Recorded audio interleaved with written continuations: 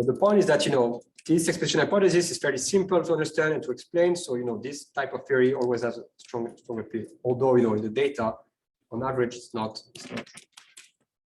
Okay, so we already talked about monetary policy. So this is a natural transition.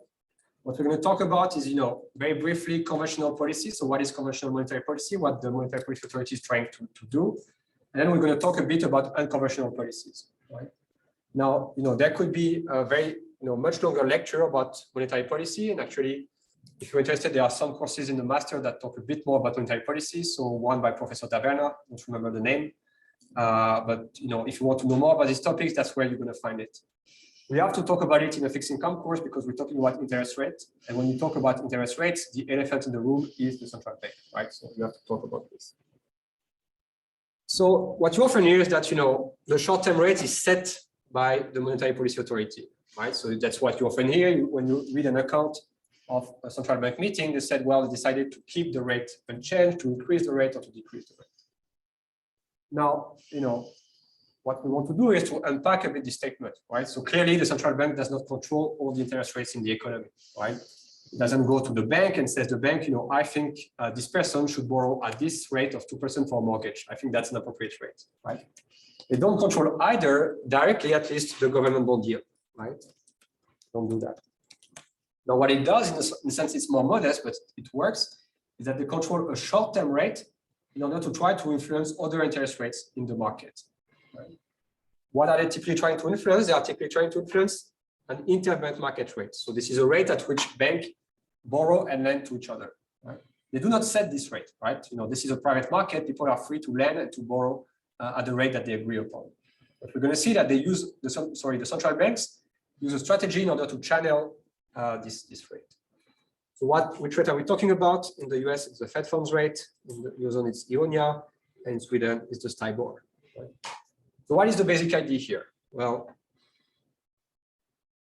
the basic idea is that, if you're a bank and you want to borrow and lend, you can interact both with the market in this interbank market, but you can also interact with the Fed, right, or the central bank. So, suppose we have the Fed here, and here we have a bank. Now, the bank, what it can do is that it can go to the Fed or to central bank and to borrow from the Fed, right? And the Fed will say, well, if you borrow from me, you have to pay 2% interest rate, right? Sometimes it's a bit confusing because it's called a lending rate because that's the rate at which the Fed lends. As long as we're clear about what we're talking about, that's fine. Here, 2% is the rate at which the Fed lends to the bank, and hence the rate at which the bank borrows from the Fed.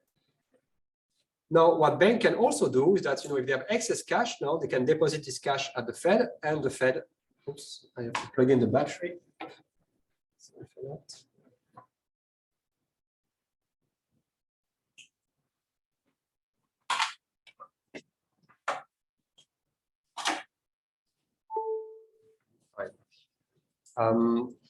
What about this one?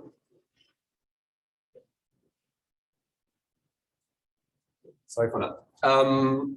So the bank, if it has excess money, can also lend it to the Fed, right? And the Fed will pay some interest, let's say 1%, right?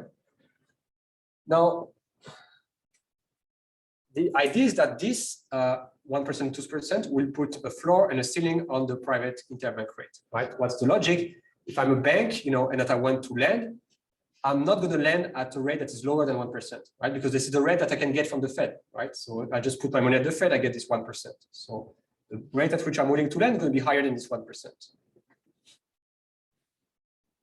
Now think about a bank that borrows, right? The bank that borrows thinks, I'm not going to borrow at a rate that is higher than 2% because I could borrow from the Fed in the first place, right?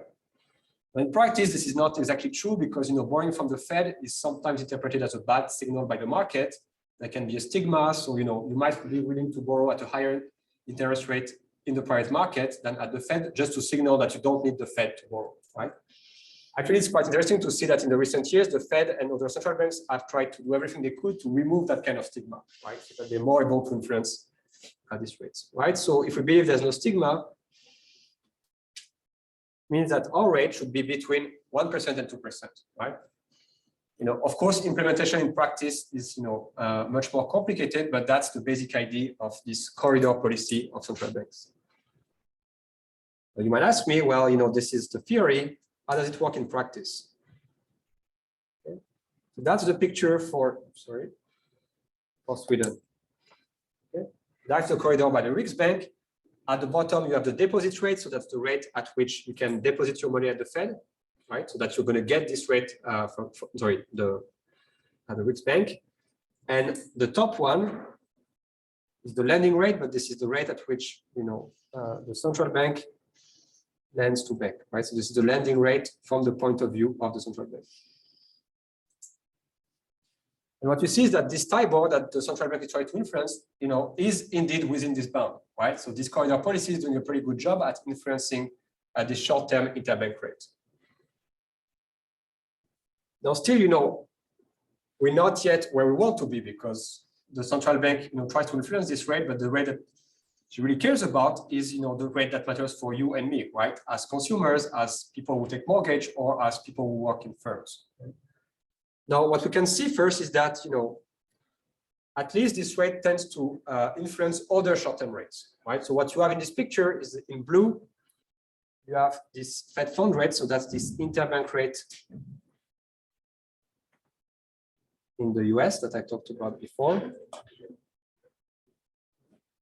And in red, what do you have? You have another short-term rate, but that's the 3 months interest rate paid by the government to investors, right? The 3 months rate on Treasury bill. And what you see here is that, well, these two rates, follow each other pretty closely.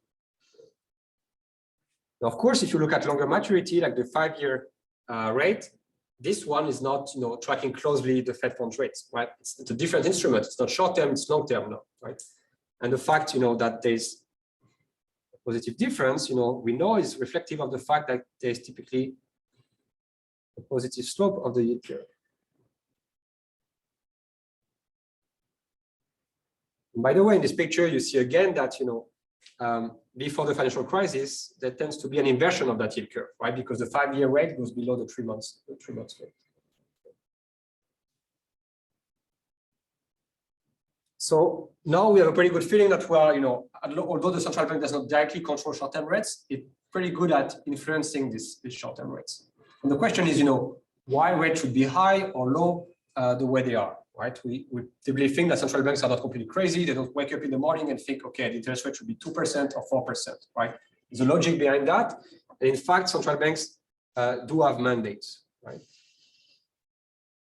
So the mandates differ across jurisdiction. And it's pretty well known that, for example, the Fed has a broader mandate than the ECB or the Riksbank. The Fed, what it's trying to do is both to fight inflation. That's what most central banks are trying to do, right? So that's why, for example, from the ECB, you hear, what we're trying to do is to maintain inflation, below 2%, but close to 2%, right? So that's what they're typically trying to do. But the Fed has this other objective to try to stimulate the economy. Now, the reason why many central banks are not too keen on doing that is because if you have a mandate to stimulate the economy, you can be subject to political capture, right? And if you think that political capture only applies to, third world countries, just remember the tweets by Donald Trump a couple of years ago, right? He was constantly tweeting about the Fed not doing things well, and that they should lower rates, should stop what they are doing. And of course, if you have a mandate to stimulate the economy, this creates this ambiguity. If you just have a mandate to fight inflation, it's easier to say that we stay within our mandate. So basically, what central banks will try to do is that they will try to lean against the wind, right? This is a typical.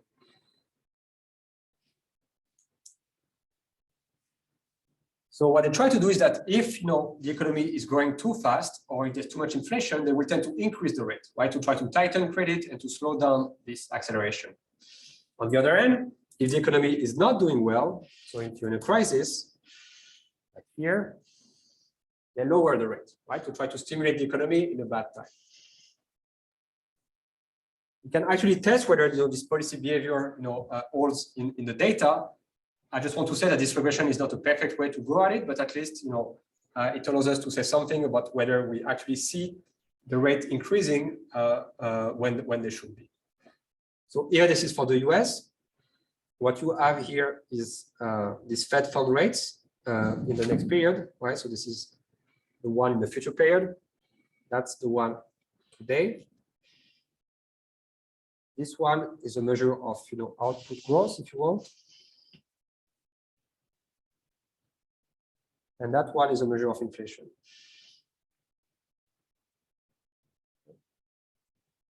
Now, if the central banks follow their mandates and and this relationship hold in the data, what should we expect for beta 2 and beta 3? What should be the sign of these coefficients? If we run this regression in the data, what are we expecting to find? And I'm not asking for precise value, but more for signs of these coefficients.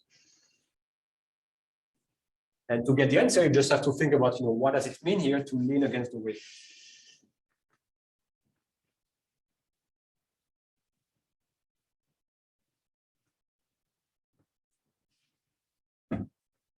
Anyone? Okay. So suppose, like there's a lot of inflation, right? So pi t is high. Right? If pi t is high, what you want to do is that you want to increase interest rates. You want to fight that, right? So we should expect this one to be positive, right? We should also expect this one to be positive, right? If the economy is doing too well, in a sense, if the change in output is too important, you want to fight against that, you want to increase interest rates, so beta 2 will be positive. You can look at it the other way around. If delta yt is negative, if it's going down, you should decrease the interest rate, so both are going down. Again, beta 2 should be positive. So what do we find? Okay, so that's the table, that's the result of this regression. It's run at different horizon here. And let me remind you, so here, this is the coefficient on the past rate, so what we call RFT. This one is the coefficient on delta output, the change in output, and this one is the coefficient on inflation. Okay, so what you see here is that, well, and sorry, I should have said that only the coefficients in bold are statistically significant at the 1% level, right? So only for those in bold, you can say with confidence that they're actually different from zero, that you actually find something in the data. So what you see is that, well, there's no, seems to be no effect for inflation, but indeed, if output is increasing, you see a positive coefficient beta 2 here, right? Which is what we should expect. The one thing that you also see, of course, is that the beta 1 coefficient here is also positive, right? So remember that the beta 1 coefficient is the coefficient on the past value of the rate. You regress the rate tomorrow on the rate today. So why does it make sense that this coefficient beta 1 is actually positive? Right? And let me show you the regression here. So why does it make sense that this coefficient beta 1, which is the loading on the past rate for the future rate, why does it make sense that it's actually positive? Yep. I think that we would expect that our future rate would be a part, or that our past rate is a part of the future rate then. Yeah. We shouldn't, it should be included then. So that's right. So, but the question is also, you should include it in the regression, right? So that makes sense. But why do we find them, at least for short horizon, why do we find that the beta is so close to 1 or they are so heavily correlated? This is a very simple, there's a very simple reason to that. So if you look at this pattern of rates, right? It's not like the rates change like crazy from one period to the next, right? They are pretty stable, right? Except, of course, like in times, in extreme times, such as here, where the rates decrease like crazy. But what's the idea here is that, as a central bank, you don't want to spook investors, you don't want to surprise them too much by changing the interest rate a lot, right? There's really a lot of past dependency in monetary policy, right? So you don't want to make too abrupt changes. So that's why, on average, typically, the past rates here tend to be a good predictor for the future rate there, right? Just because there's some stability in the way monetary policy is implemented.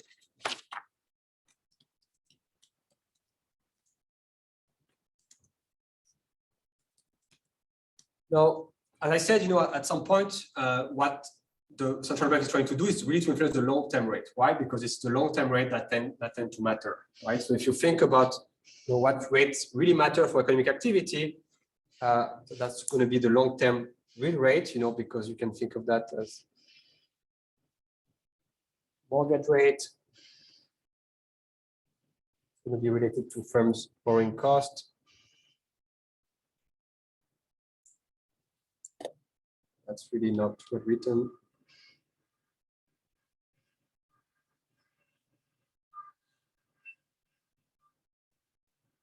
Okay, so that's the rate that that the central bank ultimately would like to influence. Right, the one that they can control, we said, is the short-term nominal rate. Right?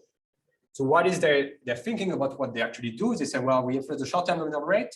This should have an influence also on the long-term nominal rate. Eventually, this influences the long-term real rate, and that's the rate that matters for consumption and investment. Right now, just as an aside, it's not super important to know, but even among economists, there's some controversy about exactly how this pass-through works, right? So even some people who think, yes, you can influence the nominal rate, right? So for example, the rate on treasuries, but it's much harder to influence the real rate, right? What is the real rate? We're going to talk about it in the next class. Basically, if you want, this is the nominal rate corrected for inflation, right? Because when you invest in something, if I tell you, you give me 100 today, and I'm giving you 110 in 1 year, say, okay, yeah, nice, 10% interest rate, right? But if inflation is 10%, you actually made nothing, right? Because you can consume as much with your 110 in 1 year that you can consume today with your 100, right? But next class, we're going to talk a bit more about the real rate. Yes? Yeah, I had one question. For example, many central banks have also buyback programs, which are not only influencing the rates, right?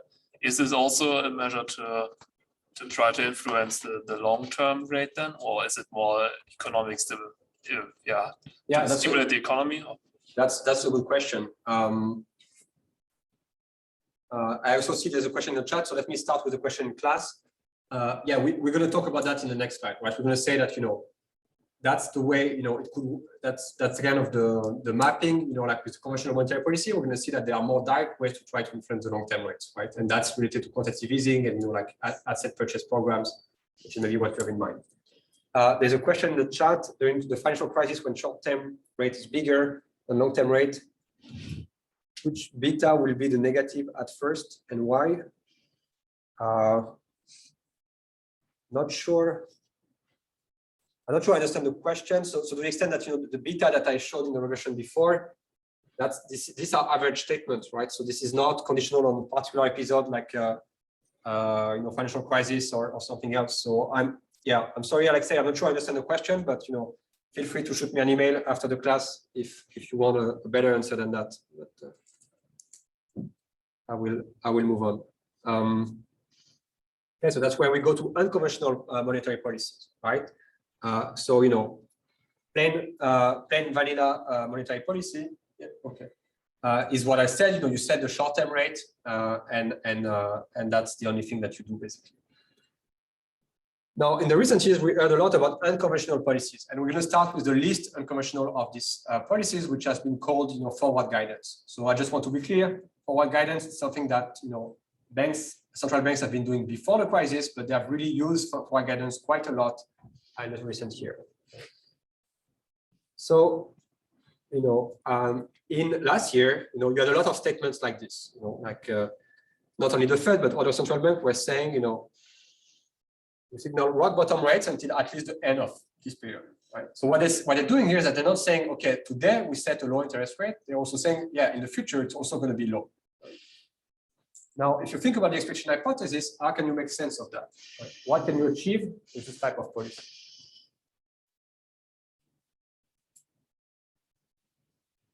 Sorry for you, but I'm just waiting if somebody else wants to answer.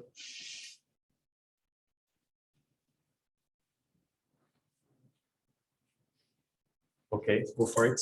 Yeah, I would say that we can give more clarity about the short-term rates in the future, and therefore we can have it's easier to predict the long-term rate then. Yeah, no, that's related to that. So giving some guidance about some clarity about what you're going to do is always important, right? So that's what I'm saying, that even in normal times you might want to do this. As you said, there's another reason why you want to do this, which has to do with expectation hypothesis, right? So think about what was the 5-year rate. We say that according to the expectation hypothesis, this is the average of the 1-year rate today and the 1-year rate that we're going to get in the future, right?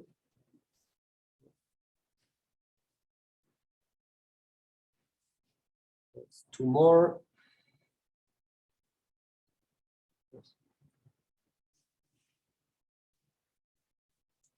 Yes, the central bank does not necessarily think about the 5-year rates. Actually, they might have longer rates in mind, but that's just to give the idea. Okay, so in a crisis such as the COVID crisis, what you do immediately is that you decrease this one. You take it to 0%, right?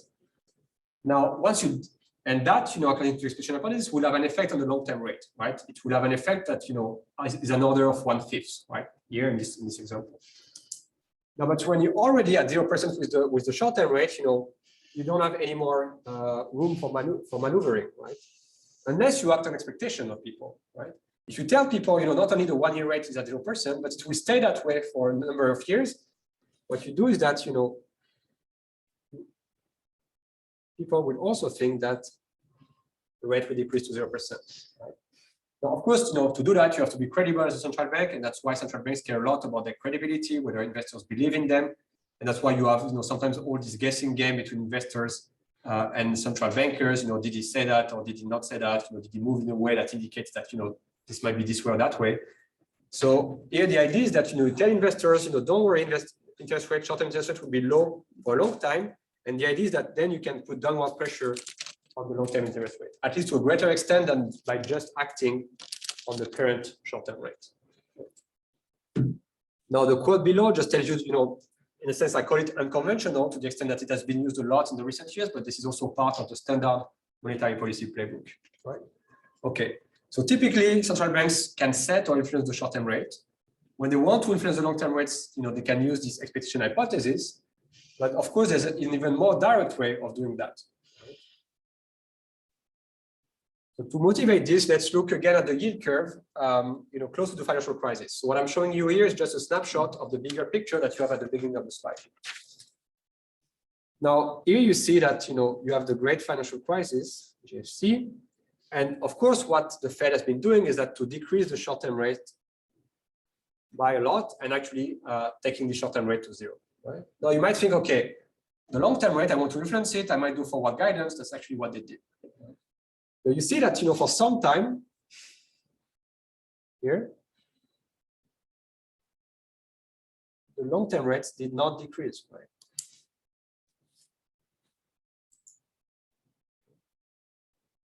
Now, if you really want to influence the long-term rates, what do? You want the price of the long-term bonds to increase. How do you make this price increase? You go there, you buy these bonds, right? And that has been called quantitative easing in the US. There have been different names for different programs in the Eurozone. Also in Sweden, both during the Great Financial Crisis and also during the COVID crisis recently, right? So if you want, this is kind of the more direct way to influence the prices, right? It's not through expectations, it's really you going out there and you're buying a big chunk of the supply of these long-term treasuries. Right?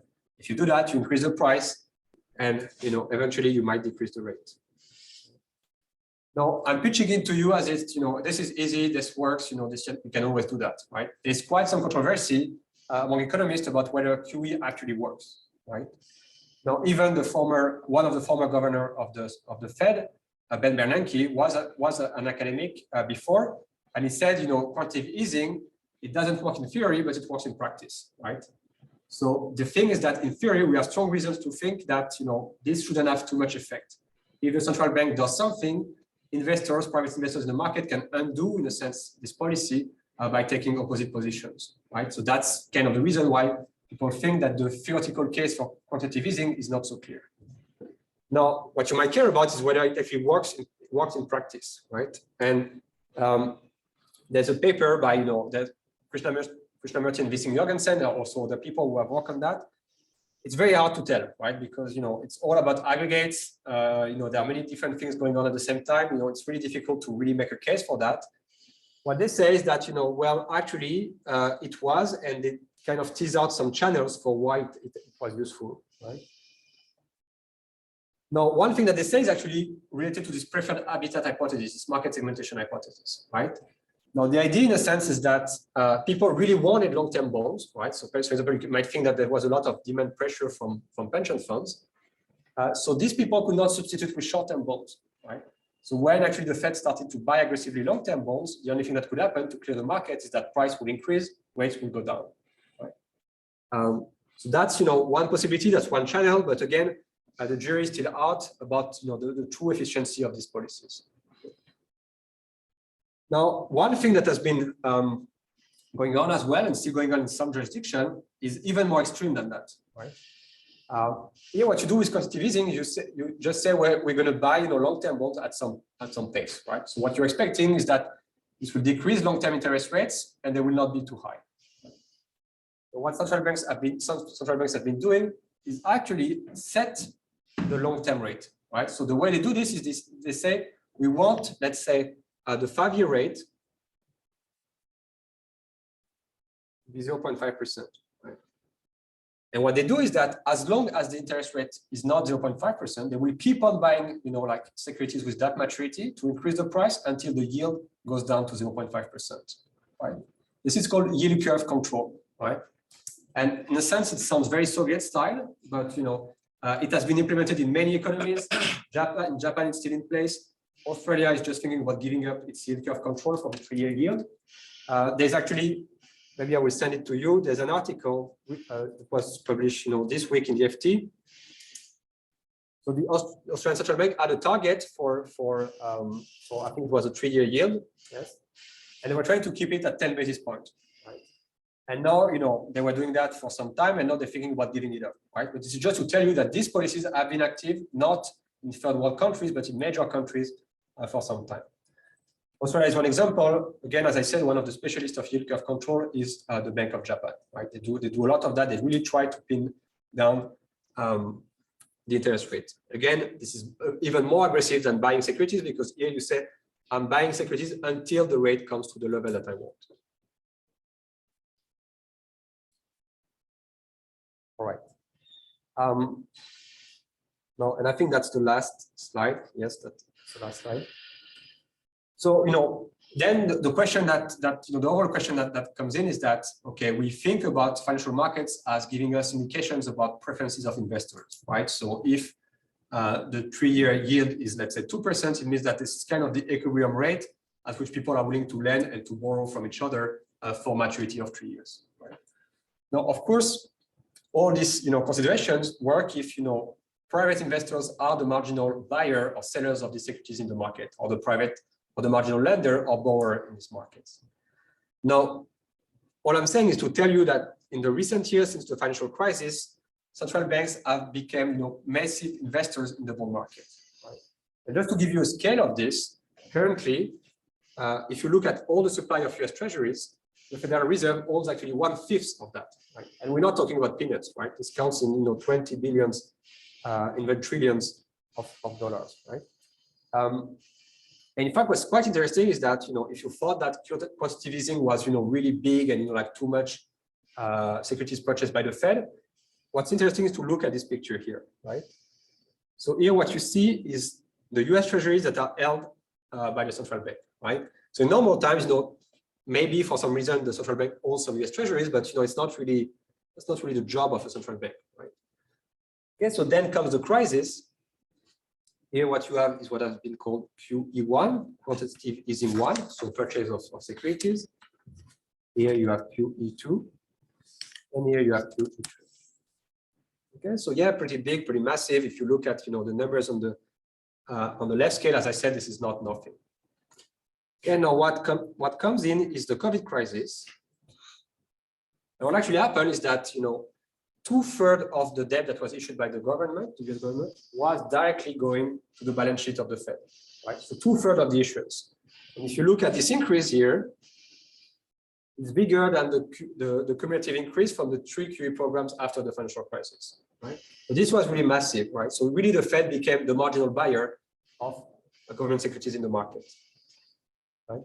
But you might ask me, how far is this from government financing, right? Well, not that far. At least in the US, what they do is that, the Fed doesn't directly buy or finances the government. Private investors lend to the government, and then the Fed buys these securities from investors, right? But as an investor, you know that, well, if you buy this bond from the government, the Fed's going to be there to buy them, right? So it's indirect, but it's almost like a government financing. And actually, there are some countries who said, well, why pretend? And in the UK, the central bank actually started direct financing of government spending, right? And you might not be that old to realize that, but this is really something that sounds like anathema to many people, right? Direct financing of government debt by the central bank. This is really like in many playbooks of central banks, people will tell you this is not something you should do, right? Okay, for sure, extreme times call for extreme measures, but still, this is really unprecedented in the history, at least in the recent history, I would say. So all of this to say that at least in the fixed income market, central banks are becoming these very important players. That's the question. So it's very difficult to know, whether what you see, the prices you see in the market are really reflecting, what the way investors price and discount cash flows, or whether it's just reflecting this big, massive player that is out there, right? So you have a question? Yeah, I was thinking, I'm assuming the Federal Reserve gets their money to buy these bonds by issuing dollars. Won't that cause a snowball effect?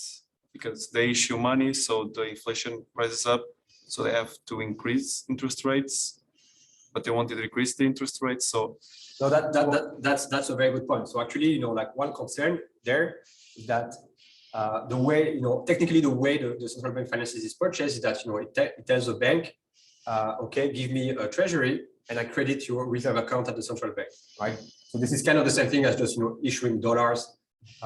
We used to talk about, just printing dollars, well, that's the way they are electronically printed. But, this is related to what you said. Basically, you increase the amount of monetary aggregates in the economy, and what it might lead to is lead to inflation, right? And as you said, well, if you do too much of that, you're kind of, defeating your purpose in the first place. So what central bankers will tell you, I guess, is that, this time was so extreme that, the first concern was really to decrease interest rate. And it's true that, at least during the first phase of COVID, we didn't see a lot of inflation, right? Now we start to see some inflation also in consumer prices, right? And that's why you might have heard that many central banks now have pressure to start increasing the interest rate, right? Because inflation is above their target level. And you have inflation in consumer prices, but some people have also argued that inflation can sometimes go to asset prices instead of just standard consumer prices. And you think what you want of the stock market performance since the throw or the COVID, but it's really super spectacular. So some people think, well, inflation didn't go in consumer prices, what we buy on a day-to-day basis, but it went to asset prices, right? So it's a very interesting and fascinating debate. It's not settled yet, but yeah, this is definitely a concern that central banks have. Do you have a question as well? Yeah, it was entirely the same topic, like Okay. of the money is then absorbed in the asset market then. Yeah, no, exactly. Like, so I think this is something that is super interesting, but again, the jury is still out on, what is the size of this effect and, like how important it is. And of course, central banks have a stake in this. So they will tell you, no, don't worry, it's not too bad. Or, all the inflation is not what it looks like. There's always, some room for arguing there. Okay, we're almost done and, we're almost done. So that's perfect. What I want to say is that, some people are even worried that, recently the Fed or the central banks are starting to move to other asset classes, right? So before you could say, okay, well, this is the fixed income market, at least they're not buying stocks. That's not what happened in the COVID crisis. They actually started buying other fixed income instruments, first municipal bond, ABS, corporate bonds, bond ETFs as well. And they even bought, not directly, but they even bought stocks, right? In Japan, they also did it. So the question there, is broader than fixed income. It's really, if the price of these securities is just sustained by the monetary policy authority that has, unlimited power to the extent that it doesn't create inflation, of course, what do this price mean, right? And one thing that you can relate to that is, as you might know, investors sometimes invest in different styles in the stock market. You have value investors. So what a value investor does is that they look at the financials of a company and they say, well, these financials are pretty good. The company is underpriced. I'm going to buy this thing. Well, the performance of the value style has been pretty bad over the last 15 years. And some people think, well, this is just because of the central bank intervention. This messes up the price of financial assets. So it's really hard to say what is really the value of this asset anymore, right? So this is not the topic of discourse, obviously, but this is something important to think about when you think about central bank intervention. All right, so this is it for today. Thank you very much, and we meet tomorrow at 10:15. Thank you.